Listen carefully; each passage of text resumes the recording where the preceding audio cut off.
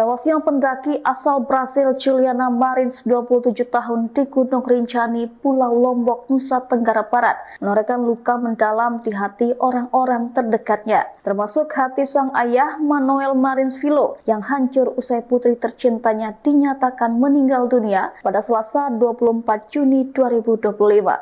Perusahaan media Brasil Universo Online melaporkan Manuel sudah tiba di Lombok untuk menjemput jenazah Juliana. Marins ke Indonesia ditemani oleh dua keponakannya dibawa ke pusat operasi bersama diplomat dari kedutaan Brasil. Jenazah wanita muda itu diangkut dari gunung berapi dan dibawa dengan tandu ke Pangkalan oleh Badan SAR Nasional. Jenazah kemudian akan dibawa ke rumah sakit tempat otopsi akan dilakukan. Selanjutnya pihak keluarga akan mengurus prosedur untuk membawa jenazah Juliana ke Brasil. Manuel dalam akun Instagram pribadinya mencurahkan isi hatinya terkait kepergian cucu, sapaan akrab dari Juliana. Meskipun telah tiada, Manuel tetap menganggap Juliana anak yang istimewa. Manuel juga ingat ketika Juliana mengatakan bahwa ia akan melakukan backpacking keliling Indonesia. Juliana mendapat dukungan dari orang tuanya, bahkan orang tuanya menawarkan bantuan namun ditolaknya. Ia bepergian dengan uang hasil kerjanya sendiri. Manuel di akhir postingannya mendoakan mendiang putrinya itu. Manuel berdoa agar kelak bertemu lagi dengan putrinya, melakukan penerbangan para layang sebagaimana yang direncanakan keduanya untuk ulang tahun Juliana.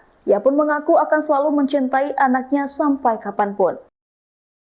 Download Tribun X sekarang, menghadirkan lokal menjadi Indonesia.